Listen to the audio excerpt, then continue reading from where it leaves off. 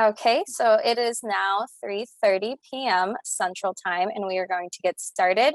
Again, thank you for joining the AAN Trainee and Faculty Networking webinar series. Today's topic is behind the scenes, what happens after your residency application is submitted.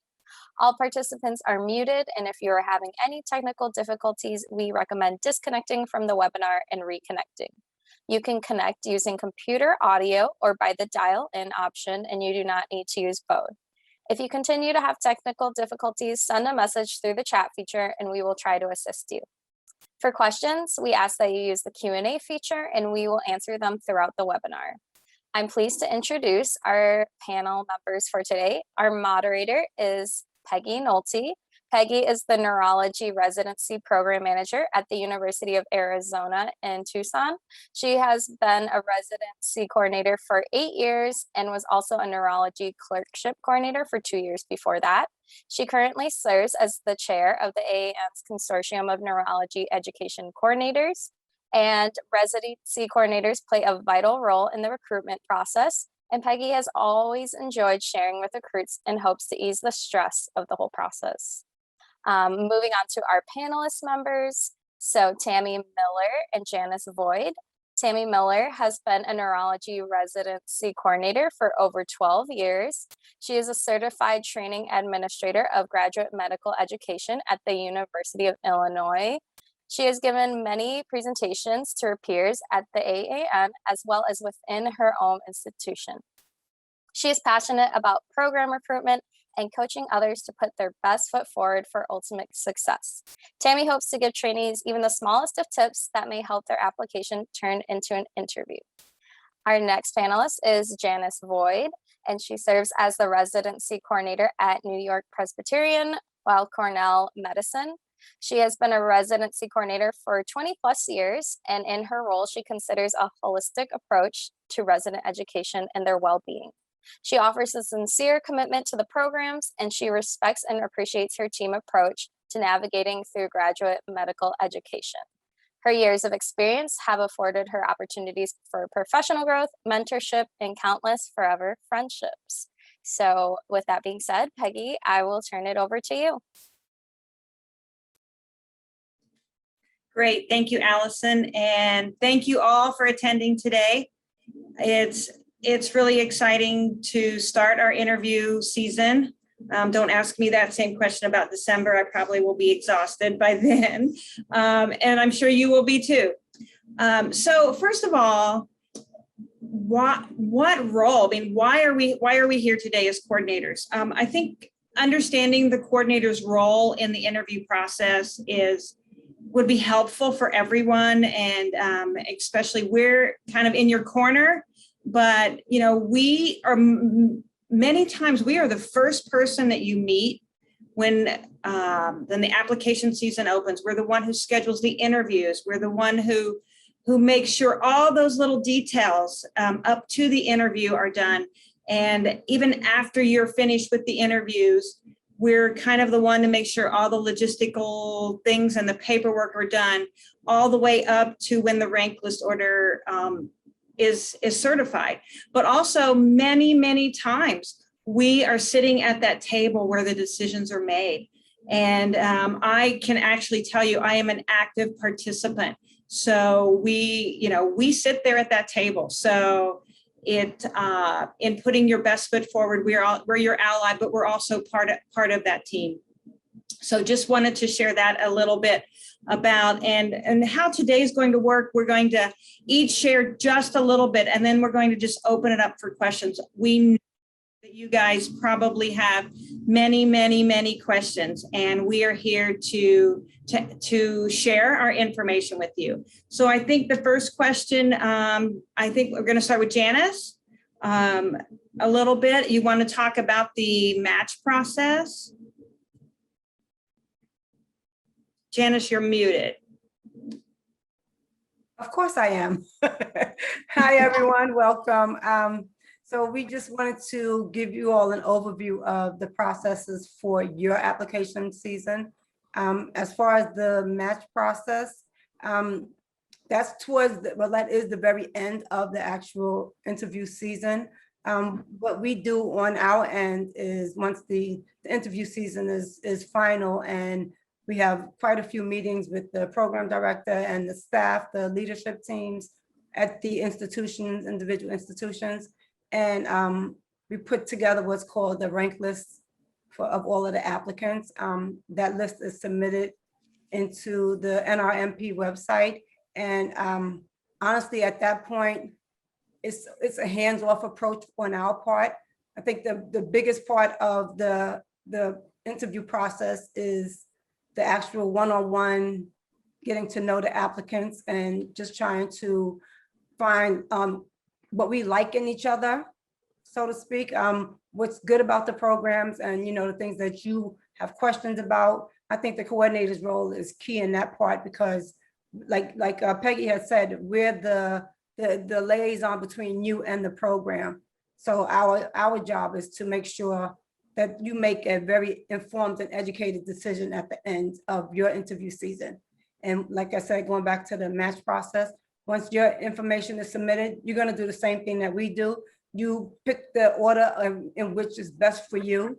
It's what program that you feel most comfortable with. You consider the education, you consider if you're going to move, or if you're just comfortable in your hometown, like all those things come into play. But at the end of the day, once you submit your rank list, just make sure that you've placed, made a well-informed and educated decision.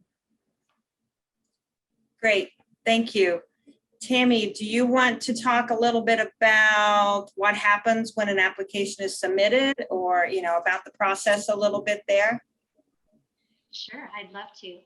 So we get about, I think last year we got almost 700 applications. A lot of program directors don't have time to look through 700 applications. So through our ERAS system, we're able to apply some screens. Like for our program, we have a graduation year cutoff, and we have some USMLE score cutoffs, which are going to go by the wayside when those stop being available to us in a year or two. I think they're not going to give us USMLE scores anymore. But so we do filter, and unfortunately, sometimes applications do get overlooked because you don't make it through the filter. My program director, he appoints, we have an assistant program director, and we have an interview committee. So he assigns, like, okay, you're going to look through the A through H's, and you're going to look through the I, through the I. So your application, if it makes it through that initial screening process, it does get looked at. What's really important to our program, and what might make you stand out in our program, we like people that have some kind of a connection to our town or our state, because we want you to match somewhere where you have other family members and other people around you. Of course, wonderful personal statement. I think a lot of people a lot of programs might not look at personal statements. We look at personal statements, and we look for that passion. So I'm going to add one thing. A lot of times people will just have one personal statement, and they'll use it for, all their people that they apply to. And so just make sure that your personal statement, applies to neurology programs, and, that it doesn't talk about, I've always dreamed of matching in an internal medicine program, because that is a common mistake that we see. So that's kind of what we do after the application process. We continuously look at applications. Some people say, oh, I got to get my application in there really fast, so that they'll be sure and look at us. I don't know about Peggy and Janice, what your programs do. We continuously look at those. And by PD might look at one, he might even screen. Do they have all our requirements? Have they uploaded their 3 letters of recommendation? But we do have a cutoff date. Since we get so many applications, we do cut off. So when we say after October 31st, we're not going to look at any more applications, we don't. So just be mindful of that. Back to you. Thank you. So while we all have rules that we follow, many of us do customize and do things what works best for our program. So I'm going to open this up to questions now, but I will say that being that if the way Tammy does things might not be the same way I do things, because it's either specific to, our location or what we're looking for. So I would encourage you, if you have, ask us questions, but also specific questions when you get down, please check with that program about certain things. Every program does it different, whether cutoff dates. Our cutoff date is December the 1st. So I don't know about Janice, but she might have a different cutoff date. Last year we had over 700 again applicants for 6 spots. So it can be a little crazy. So do we have any questions coming in? I know you guys are probably terrified. And so the first one is, can we find out the specific cutoff date for each program residency online? No. We post ours. Janice, do you post yours? Post the residency? Like the cutoff date? Actually, it is on our website, and we have a December 1st deadline also. I will say that there are times if something comes across us past December 1st, the program director will give, consideration to it. But I'll say the soft deadline is December 1st. And Tammy, yours is October?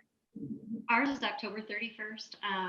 But I will say, when we do our GME track, it asks for application deadlines. So I'm not on the other side for the med student or the candidate where you go and look. If you have access, if you go to GMEC or GME track and are looking to find out information about a program, that's where you'll see a program's cutoff date for applications. I will say, before last year, many programs were not into the social media scene. So we did heavily use our website. So that's a good place I would look.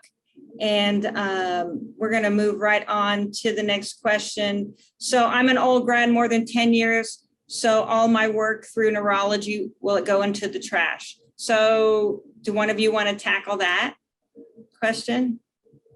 So I can add a little to that, answer it the best I can. So if you've been out of that part for 10 years, so long as you have continued your medical education in some way, like there's not one huge gap, like you left 10 years ago and didn't do anything medically or residency, graduate medical education specific, then it may be an issue. But so long as you have a track record of being in the residency and medical education, it can still be considered. We have plenty of residents, applicants who apply to the program who may be doing research for a number of years or so. And so that's still considered, in the spectrum of graduate medical education. So we would still look at that.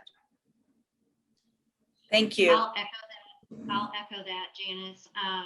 We like our cutoff to be 5 years, but we do not. We have many exceptions to that are currently in our program. Same situation, research or involved in some other clinical aspect of medicine. Right. So it just depends on the strength of the rest of your application. But I would also encourage you, if you've been out for 10 years or so, use your connections at an institution. If you know somebody that would help get your application seen, read, use those connections. Neurology is still one of those fields where a lot of people know each other. So encourage you to work that system from whomever you know. If I get a call and our department chair gets a call, say you need to pull this application, believe me, I am pulling that application. So I encourage you to use your resources out there.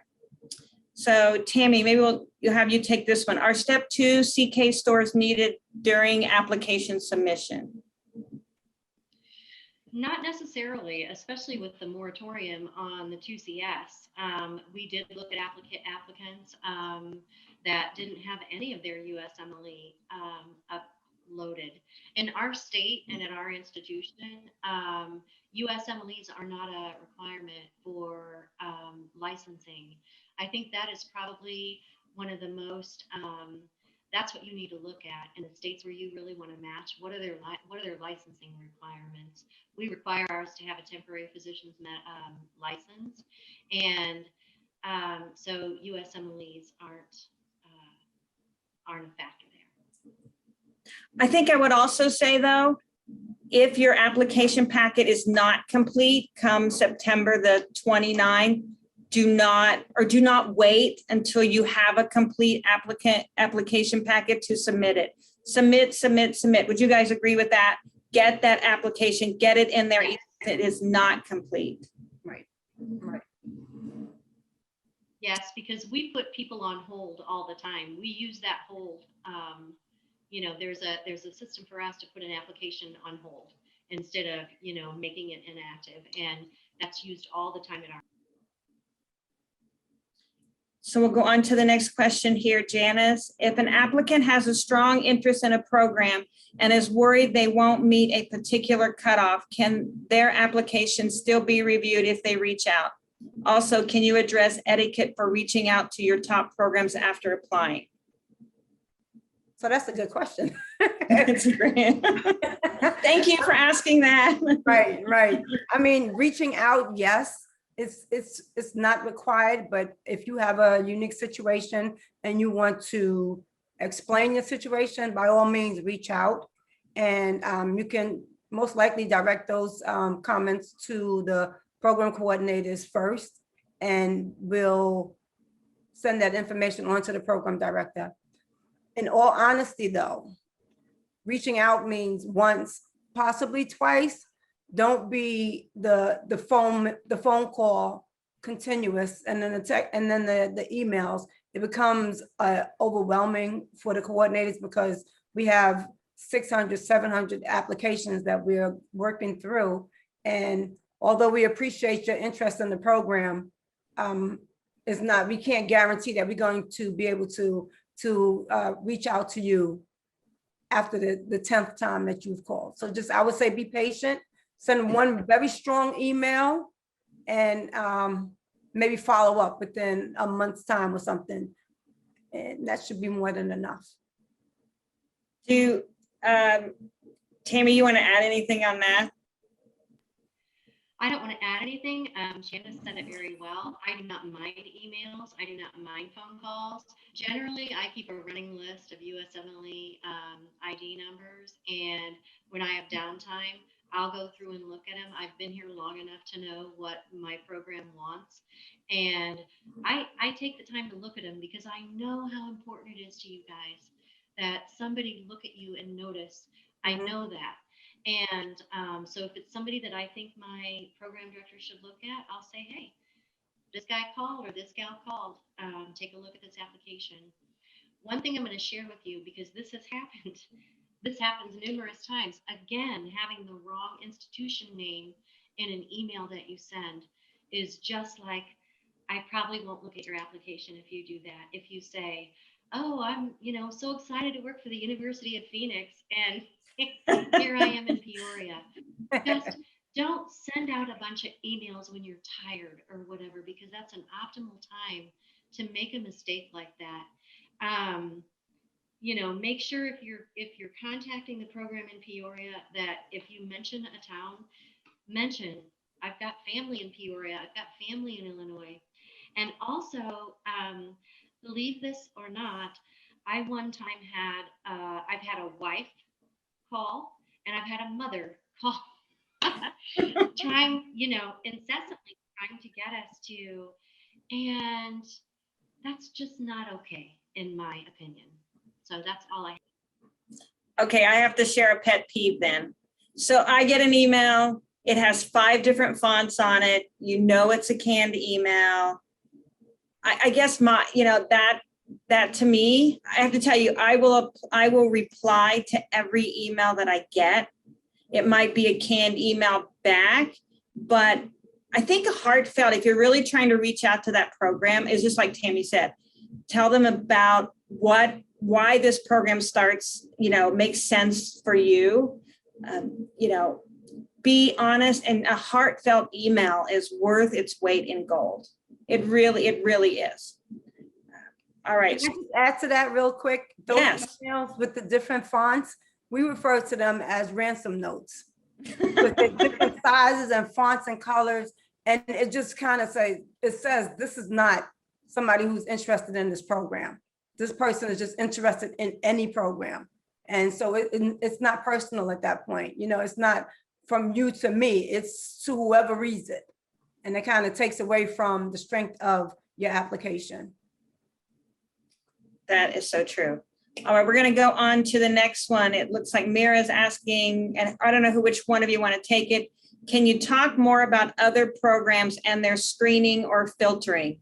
Do most programs screen based off USMLE scores? So I can't speak for other programs. We don't screen USMLE scores. We see them as they are submitted. And it's not just because of the USMLE scores where we will invite you or not invite you. It's your overall package, your overall application. So if your USMLE scores is not in, then like we said previously, it'll be on hold, or we can come back to those applications. But it's not going to make or break whether or not we look at your application. There's no set rule on how we screen. There's no set priority. I can tell you, if we went through and our screening process, we actually have a scorecard, and it's based on what's important to us and what makes a good resident for us. I mean, for us, if 99% of our residents have a connection to the Southwest, do we have residents that do not have any connection? Yes, but that's a big deal for us because we're not a huge town. Are we a good program? Yes, but we're not a big town. So every program looks at things different. I will say some programs, literally it's USMLE scores, and if you don't make that cut, that's how they do it. But everybody, there's no way we're no rule set on how we look at that. And I'd like to add as well, back to the USMLEs a little bit and asking if you need to have both of your USMLEs uploaded before you send your application in. I want to forewarn you, if you need J1 sponsorship, you've got to have both of those, you've got to have your USMLEs, and our institution sponsors H1Bs. So you need to have passed step 3, and the timeline is very slow, as I'm sure you all know about that. So don't procrastinate on those things. Get moving on them now. But also for USMLEs, we do screen on scores just because we get so many applications and we only are able to offer 4 spots. So we do screen on scores. One thing we don't do, though, is we don't write you off if you've had a failure. Now, if you've had multiple failures, that's kind of hard to overcome, but there are programs out there that you can overcome that with. But don't feel like that's a deal breaker. And I'm sure a lot of programs are like us, everybody has a bad day and takes a bad test sometimes. So that don't just assume because our website actually says that we want you to have no failures, but that's really not true because we do make exceptions, like Peggy said, based on geographic location, based on maybe who at an institution, or so. Don't count any of those other little things out. So as a little follow-up, looks like Munther's asking, but there is a screen tool from the beginning where my application will be overlooked. Yes, but we don't, everybody sets their own way they're going to screen people.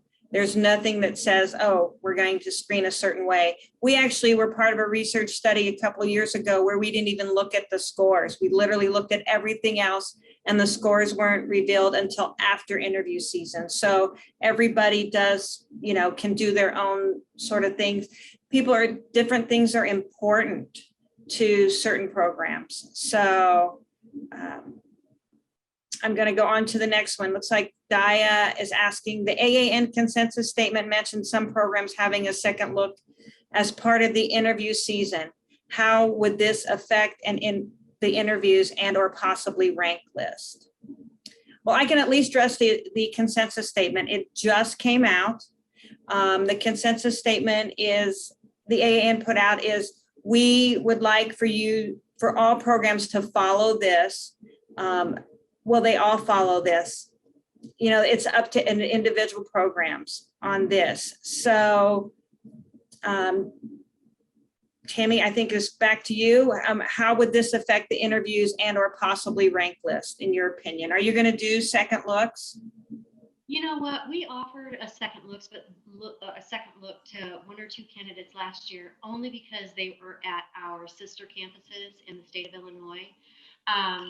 Neither were able to come just because of so many restrictions due to coronavirus. Does that affect your rank? Not in the least bit in our program. Not in the least bit.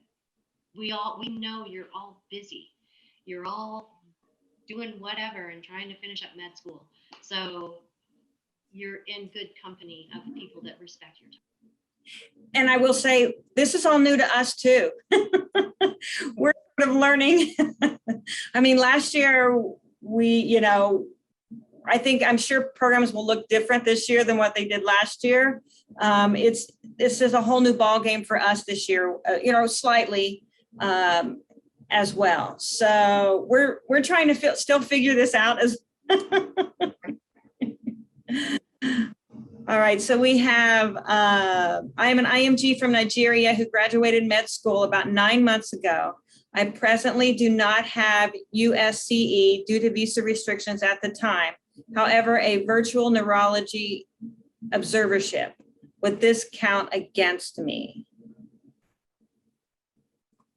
Do one of you want to take that one?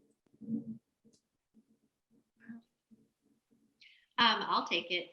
That Okay. would not count against you at all.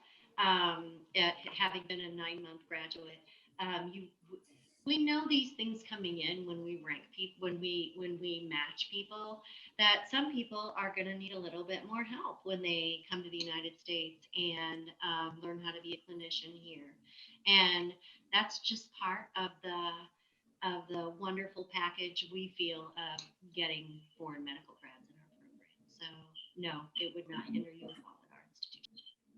All right, Janice, I'm going to give you this one. So are the interviews remote or in person? So for us, at this point, they will be remote this year. They were 100% remote last year. And because they are remote, because they were last year, we had to rethink our whole interview process and do things differently, because the whole idea of the interview season is to put your best foot forward and highlight everything in the program that you want the applicants to see. And it's easier in person as it is as being on Zoom calls. So we had to do different things. We had a lot of contact with the applicants and the residents. We had a town hall with potential applicants, with as many residents that were available, and the program leadership on the town hall meeting. And we answered a lot of questions from potential applicants. Another thing that we did, because it's a virtual season, is we updated our website. We did a lot to bring the highlights again to the program and to try to answer all of those questions that applicants have. And we just kind of put everything into the website, and there's a lot of new content. Most of it is from the residents, which is another great perspective, is to get the residents' feedback and what they think about the program. And it was a lot of those types of interactions that made our virtual interview season a success. And just one more thing, after when we first started the this process, beginning of the new academic year, I kind of asked a few of the interns, how did they feel about the interview process via Zoom? And they were saying mostly that they got all of the questions answered and they were still able to get a good feel of the program based on all of the things that we did to kind of showcase the program and to answer all of the questions and to always be available. The chief residents down to all of the residents were available. Everybody had everyone's emails, addresses, and it kind of just made it easier for people to make decisions as far as ranking our program. I think this next one is sort of a follow-up for Tammy. I think you had mentioned about on hold. It says, just to clarify, on hold means not considered for an interview until step 2 CK scores are back. No, not necessarily at all. On hold for us means maybe your application isn't quite complete. Maybe you still need a third LOR, or maybe it means, hey, this person's really interesting. I'm going to hold on it, but it's not somebody that's like, boom, let's invite them. So that's what on hold means in our program. Thank you for that. So next question here, if an applicant is in the city or town of the program, is it appropriate to reach out and request to meet with program/residents or a tour?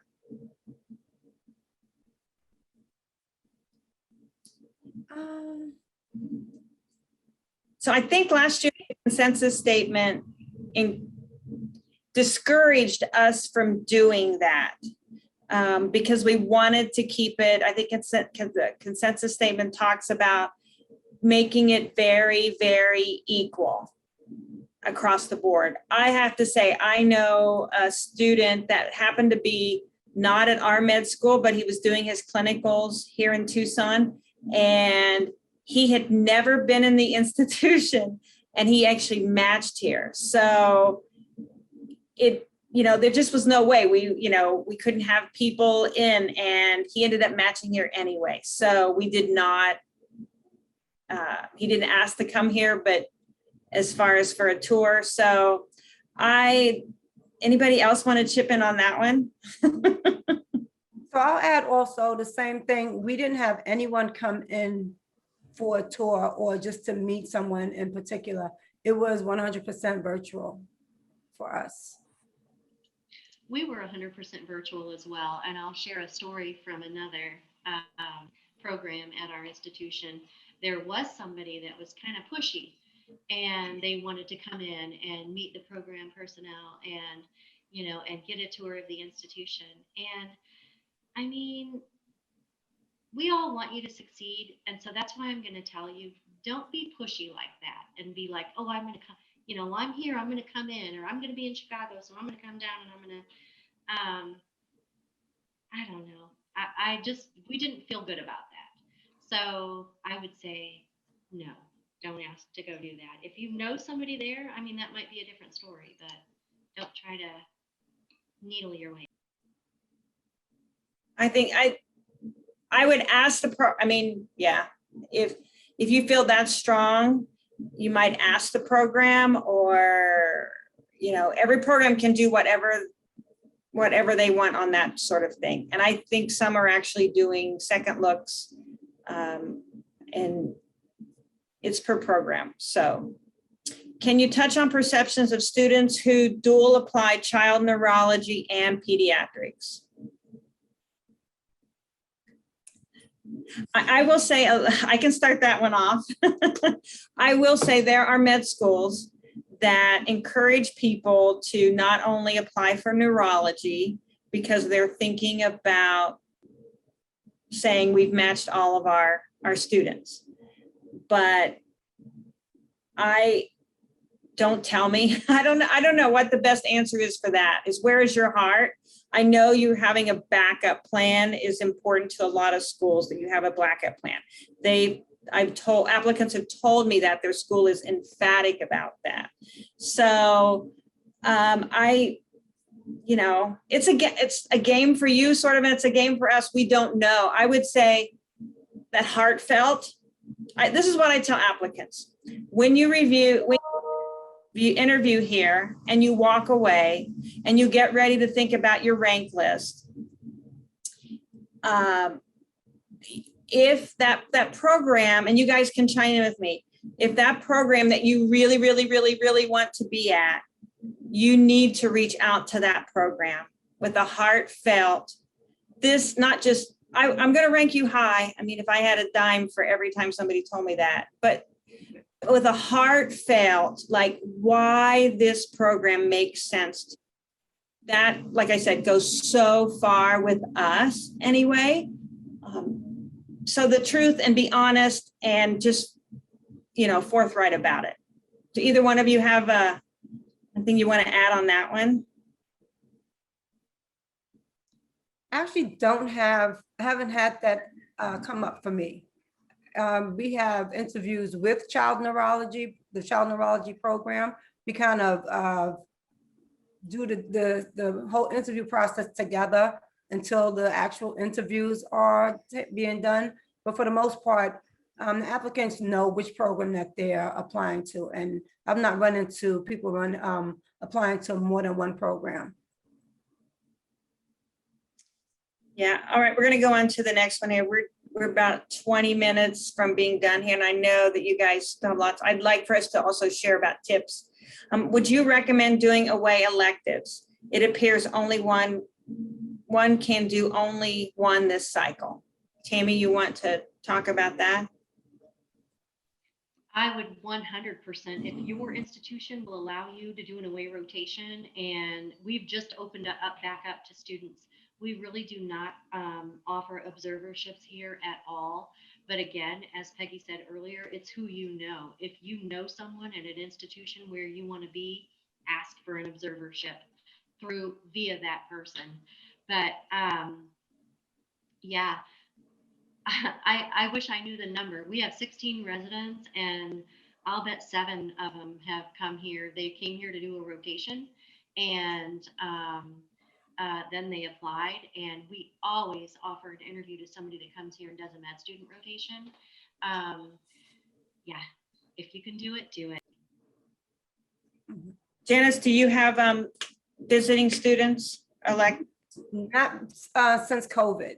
We've had them in the past, but for the whole last year, we don't have away elective rotations at our institution, and nor can our medical students from our college do outside electives at this point. So it was just safer for health reasons. So we haven't actually started it yet. It was being considered for, I think, January of 2022, but there's been no decision yet on that.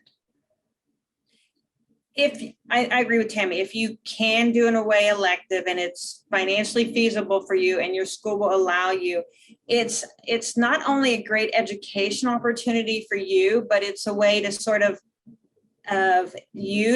audition. Some people actually call those audition electives, but it's also a way for you to see that program. So think about when you're interviewing you're not just interviewing, you should be interviewing sort of that program as well. Think about, could I be here? So having an elective somewhere, you can actually see the real, how they work. Are they friendly to me? Do they include me? Do they, or the residents? I mean, the residents is pretty open. Ours sit down in a workroom, and if there's something that would, they talk. So it's a great way to get that real picture of that institution, or that program. So I encourage you, if you can. Go ahead. Can I add one thing? Oh, absolutely. Yeah, I don't have anything to do with the visiting med student rotations or anything like that. We have a separate clerkship coordinator, and sometimes we've had clerkship coordinators in the past that didn't let me know when there was a visiting student, and I'd be like, I can't believe you didn't let me know. So just always take the initiative to say to your clerkship coordinator, hey, could you take me to meet your residency coordinator? Because I can guarantee you, most of us, before you leave, will at least let you have a face-to-face meeting with the program director. So don't be afraid to ask. And also, if you're not able to do those away electives, is use the resources that you have there. Go see, even if you don't want to stay at that institution, go find that residency coordinator for neurology, ask them questions. Right. Let them be I love giving advice about everything. Just Right. ask me. I will share anything, because whether my thought is whether you stay at that institution or not, we need more neurologists, and it's our job to help you get there. This is the way I see it. So I give all kinds of that advice about it. We have a visiting student right now, and I've already met with her. Yeah. And I will add, a lot of us know one another, and we know one another well enough that I can text Peggy Nolte in Arizona and say, hey, I've got a student that is really interested in Arizona. We're a great resource for you in that way as well. So don't be afraid.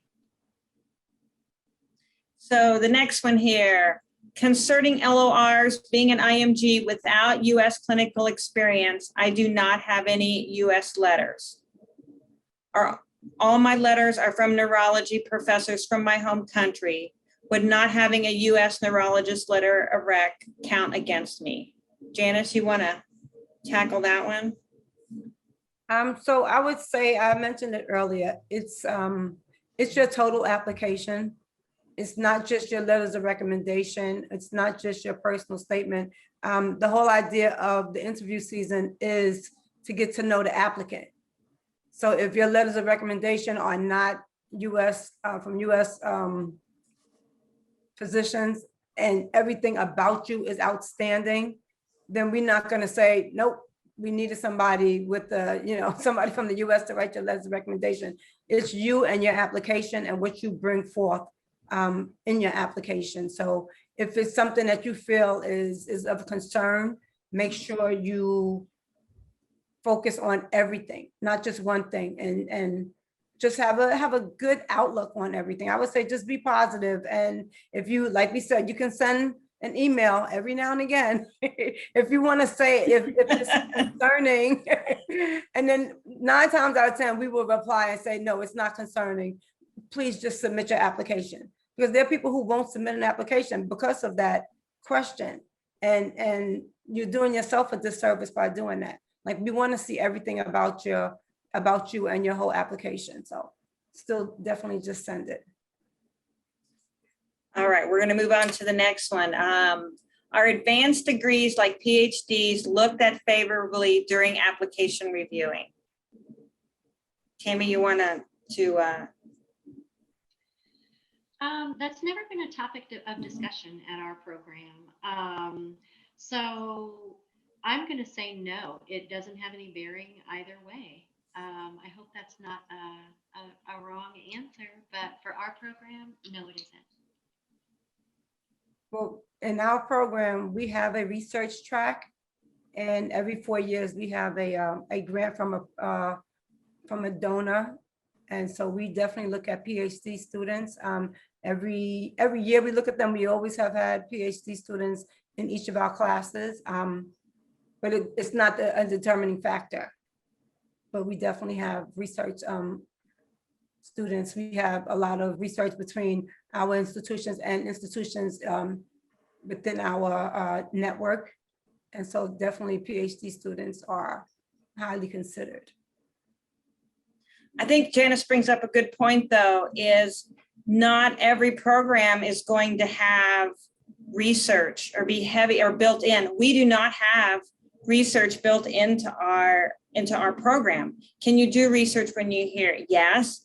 We have people who've done it from a PGY1 on, but it's not built in. So that program, if research is really, really big for you, you might not look for those programs that has more of your interest. All right, so we're at about 14 minutes left. I thought it might be fun. I don't see any questions coming in here, but I thought maybe each of you, or we could each talk about tips and tricks from a coordinator's perspective, like any peeves or anything that, I wish. Here's your platform to tell the world, you guys, something. Do you want to start, Janice? I can, yeah. As I said in the past few conversations, your application is based on you as a person. So at this point of interview season, it's not about so much as what you've done in medical school, like you're graduating, you're great students. Right now, this is the next chapter in your life. So what it is for us is it has to be a cohesive mix. So you have to want to come to see us as much as we want to rank you. It's not just about us asking you questions, us interviewing you. You also are here to interview us. You want to see if it's a good fit for you as well. Some people do not want to come to New York City. Like, it's a big, busy city, and some people don't want that. So that's fine, but you need to have an interview and ask those questions, because at the end of the day, you need to make an informed decision on your future. You know what? I missed some questions. Thank you for that.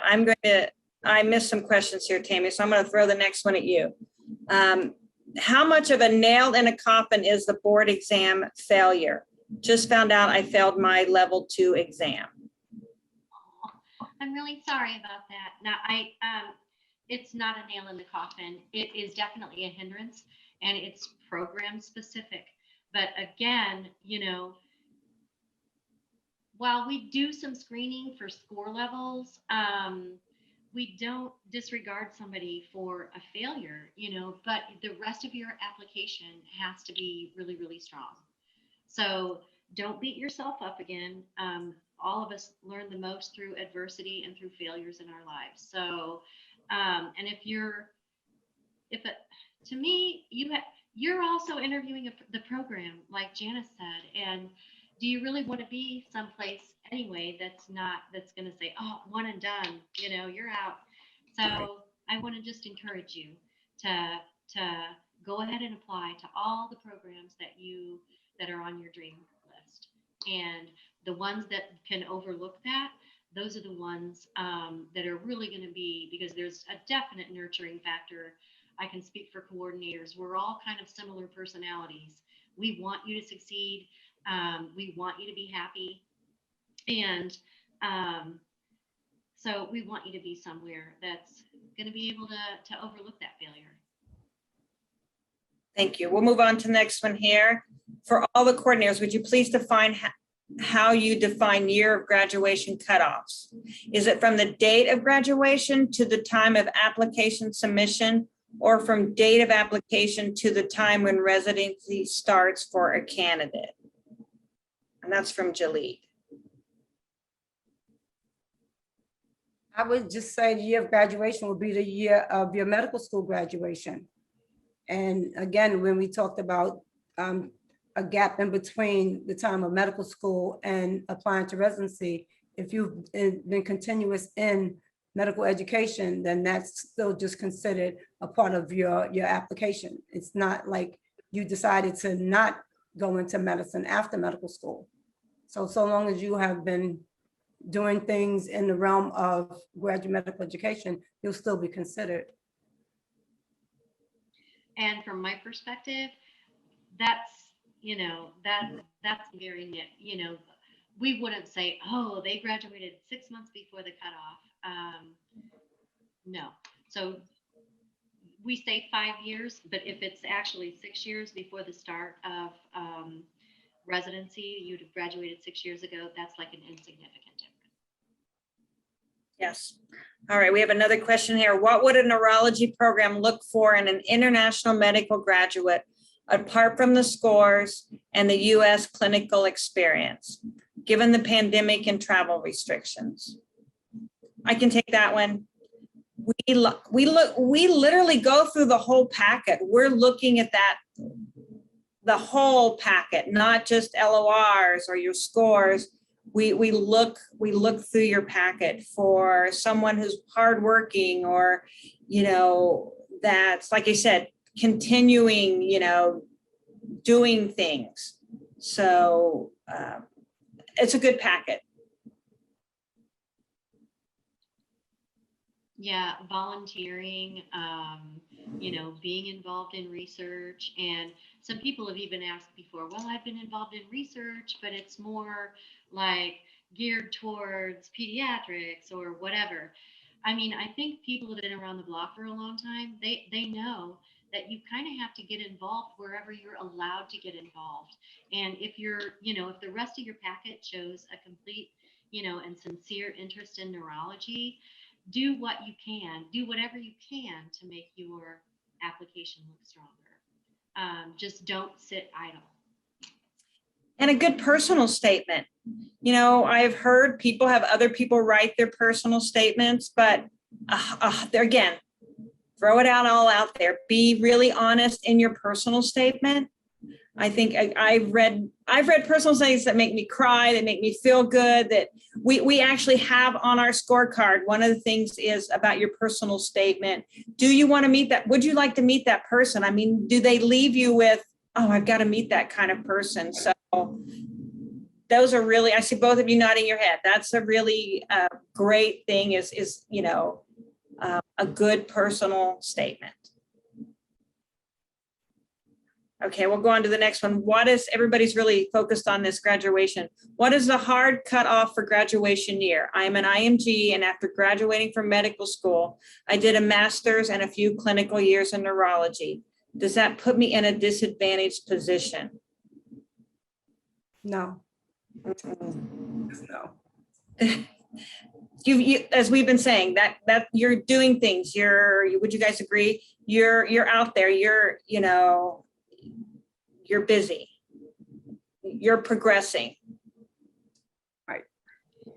And if you have extenuating circumstances like that, let's say you've graduated 13 years ago, but you've been doing X, Y, and Z in your home country for however long, that's a phone call to a coordinator to say, hey, listen, I'm hoping that you can look at my application.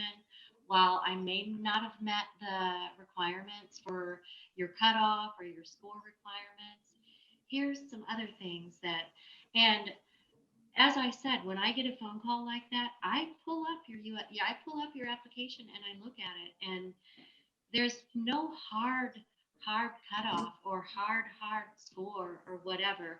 We do use a screening tool, but it's only to narrow down the field a little bit. So if you're outside of those parameters, call and advocate for yourself.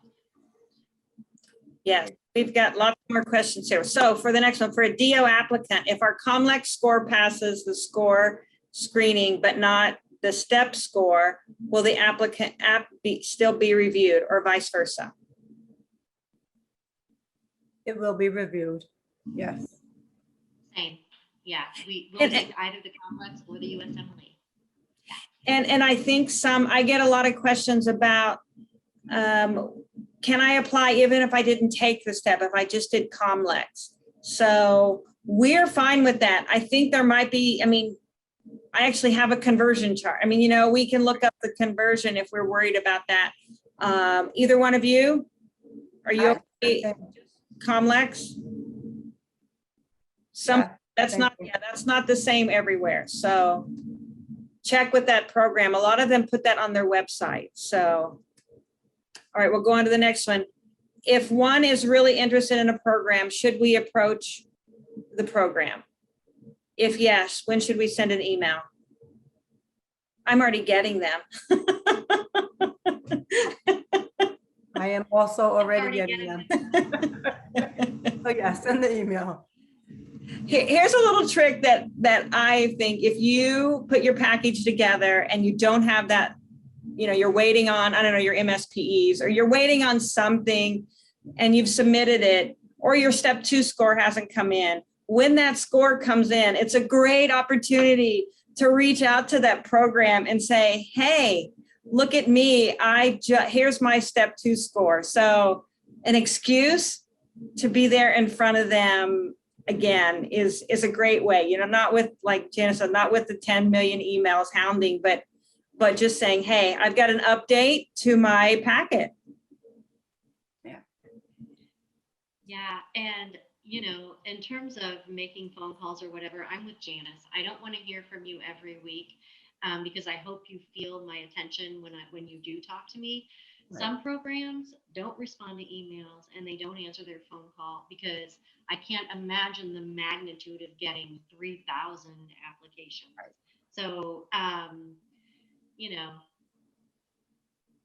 but Peggy's right. If you have a paper published or if you do whatever, that's an awesome excuse to either call for the first time or to call again. Right. And 9 times out of 10, those phone calls at the right moment, we're going to pull your application right on the spot and flag it for the program director or someone else. But I mean, it does not hurt to send those emails. And when you have the perfect opportunity, I would say go for it. And here's another trick for us. If your couple's matching and your couple gets an interview at another program at our institution, you know, be sure that it's okay to ask your partner that's getting interviewed and you haven't, to contact that institution. I will always grant an interview to that other couple. I mean, for some reason, it either got missed or, you know, maybe the ones, you know, for whatever reason. Please, you know, use that too. We appreciate the couples match immensely. So, and our program will talk to the other program about this. Agreed. Same. If you haven't received an invitation, if your significant other gets an interview and you don't, you call me and email me directly and say, hey, you know, so and so got an interview, and you'll get an interview. I'm Yes. 100% because we want you to be with your other Right. half. We're the Yes. same way. All right, next question here. We're running out of time. When you say you look at applicants holistically, how is that done? Especially if there are 700 applicants. So I would say it's a team approach. Like we have at least 3 people looking at every application, or 2 people looking at one. We'll kind of just break it up into groups. And there's always at least 2 people who have reviewed every application. And everyone who's in that process of reviewing applications follow the same guidelines. They know what to look for. They know the weight on each item. They know the weight to put on a letter of recommendation or a personal statement. Overall, everything that is, it's just considered. And so with 700 applications, it's done. I mean, we may shut our doors and you won't know we're in the building for a day or so, but it's getting done. So it does happen. Absolutely. All right. Is having a step 3 on the application beneficial? Not necessarily. I mean, step 1, 2, or 3. It depends on the total application. I was going to say the same. The only time it would come into play with us is if you want an H-1B, because Yes. I know by rank day, if you don't have your step 3 scheduled, like within the next, however, who knows how long it took last year for people to get USMLE 3s Right. back. That would be the only bearing, because if you're eligible for H-1B, I don't want you to have to come in on a J-1 if that's not what you choose to do. Well, our time is up. This has been fun for me.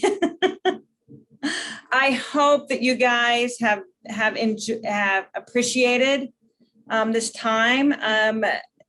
Hopefully, maybe we'll look into doing another session. Please, Allison.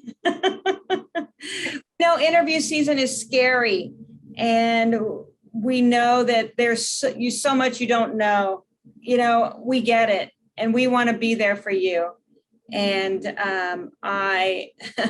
Munther says, thanks a lot. Don't forget my application. So absolutely.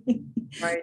Thank you all for attending. Allison, do you have anything else you want to say in closing? No, same as you. Just thank you for joining. These are recorded, so once they get edited, they'll be available through AN.com. And our next panel date and topic is still to be determined. But thank you so much, Tammy and Janice and Peggy, for joining us. It was such a pleasure. And obviously you can see there's a lot of questions. So it was And very beneficial. The AAN has a lot of resources. Go to the AAN website. Yes. Otherwise, Thank you. everyone have a great day. Yes. Thank you, everyone. Bye. Bye-bye.